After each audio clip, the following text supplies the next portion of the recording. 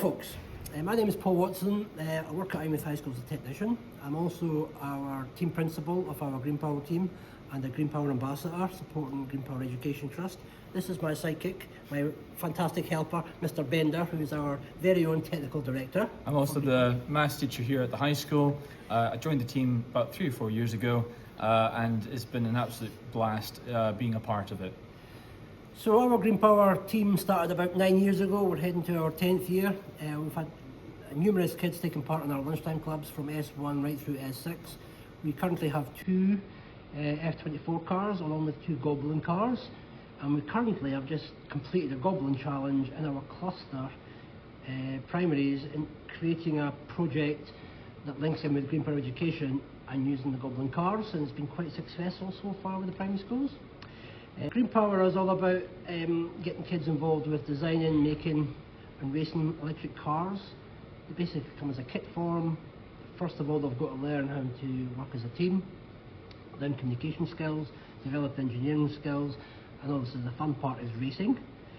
So Green Power is a well-established education trust across the whole of the UK and worldwide, if I remember right. There's all these different teams that build and race cars. We go to multiple events over the year, some of which are Green Power events, some of which are the Scottish, confirm what it's called again, Mr. Bender. Scottish Schools Racing. Scottish Schools Racing, where it's more of a speed race. And that started about, would you say 3-4 years ago? 4 years ago. And it's grown from just doing one event, which was Kelso, to now doing about 6 events across South East Scotland. Our commitment for our club is to really engage with STEM and Green Power and give the kids the experiences that they probably wouldn't have in some other schools. The excitement, the buzz about being a race circuit, driving their own car that they've built and prepared for racing. And obviously they make all the decisions as a team, who's first in the car, who's second, the weight aspects. And obviously to try and make the car go faster, they have to look at the engineering behind that to make the car go faster. But Green Power isn't about winning, unfortunately. It's about how many laps you can do on the circuit with one set of batteries. So that's the idea on Green Power. The Scottish Championship racing is slightly different. It's more of a speed event where the cars have to be amended and adjusted to reach the maximum speed over a short distance. Quite a few, I think it was a couple of years ago, I spoke to Councillor Anderson at a coffee morning, and we were just chatting generally about things that are happening in Eyemouth. And he did mention the possibilities of a skateboard park being built in the old rugby pitch at the old school. Kidding on, I pitched him and said it would be fantastic if Eyemouth High School could create a sort of circuit that we could test and use our Green Power race cars on. Initially I just thought he'd blow it out the window, but he was quite keen on the idea of Eyemouth having like a test circuit or potentially a race circuit. He did get back to us, I think, at the beginning of the year saying, I still like this idea, could you possibly work on an idea, a concept, a proposal for a circuit, which could be used for multiple events, not just Green Power. So my technical director here had started a proposal, which I've helped him with, not a lot to be fair. So I'm going to pass on to Mr. Bender.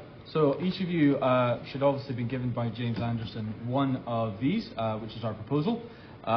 It will also detail what Green Power is, the Scottish Racing Championship, and also our team. It also gives you the technical information with the cars, so you know how they're powered, the dimensions we're talking about here. But the most significant page that I'm going to talk about primarily is page 7, which is the design brief itself.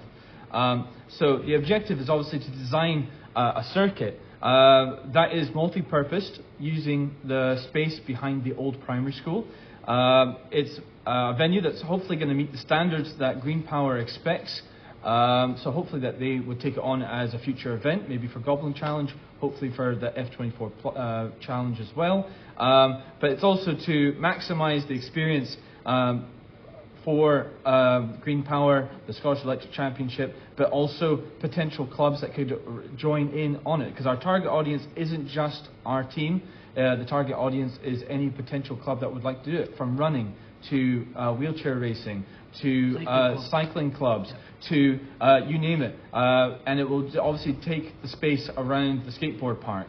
The idea, the scope of the circuit to make sure that it is multi-purpose.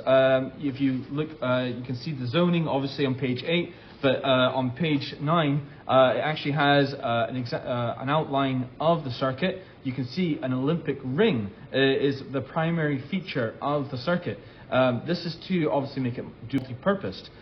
It's the same width as a standard Olympic track, so you can get all standard 8 lanes, but it is 31% smaller in size because that's just the restrictions of the property. Obviously, the elevation is something that we'd have to consider because it's a bit, it drops off at various points. So the circuit's been designed to hopefully mitigate that as much as possible. We don't mind having some elevation change. It makes the racing interesting. Yeah. Instead of just being flat all the time, they have to manage their power as they're going up and down hills. The circuit itself, the dimensions aren't fixed, of course. This is just a proposal, but at the current estimate, it's about 470 metres. Now, how does that fit in relation to other events? East Fortune, which is our main race that we take part in each year, that's about 570 metres. This is 470 metres, so it's just about 100 metres shorter. So not far off. It's a good length for a decent event, and that includes the extension that goes up into just below where the cemetery is. Obviously, in the proposal as well, we've provided you with information about health and safety, because that's obviously a core part of any event in racing. We've got to make sure that the students are safe on track, and also the property surrounding the track. So we've outlined areas that we would probably require barriers or tyre walls, also runoff zones. Now the tyres and barriers have no preference really. No. We've provided you with a page looking at the pros and cons of both options.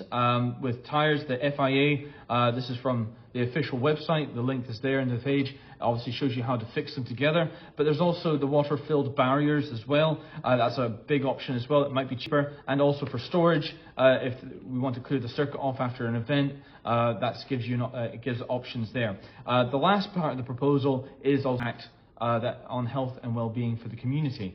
Because there's physical health benefits that can be actually brought on from this. We're talking about obviously from the walking, the jogging, the cycling, the dog walking, enhances their people's well-being because they're being outside, enjoying nature in a nice area.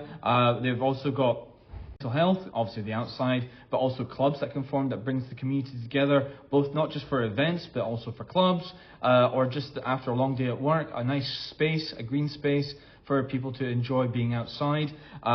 There's also practical advantages of this, where it's a safe, controlled environment for children to play. There will obviously be the skate park in the centre of it if the project gets developed, and that keeps a nice safe space for children to enjoy. There's obviously a lot more here than what I'm saying, so please have a read through the proposal, and we also want to mention the fact that this has not just been brought up from me and Paul as our ideas. We've also talked with Green Power and the Scottish Schools Racing Championship as well, just to draw on their expertise, and so hopefully this is a well-rounded proposal that we put before you, and I hope you find it interesting, and obviously any questions you've got, James or ourselves can be contacted for that.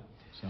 If this project was to be confirmed and we're lucky enough to have our own circuit, it would put Eyemouth on the map as well, which would probably help with tourism, because this would be the first track ever to be built next to a school for this purpose, which could bring in other schools, other colleges to use this circuit, which probably help the Eyemouth community and the economy in Eyemouth by bringing other schools in to use this facility. I hope you've enjoyed watching our video, and hope you enjoy looking through our proposal. Any feedback or any information you wish to find out about, please contact either myself, Mr. Bender or Mr. Anderson, and we'll do our best to help. We look forward to hearing any feedback you have. Thank you for watching. And thank you for watching. Appreciate it.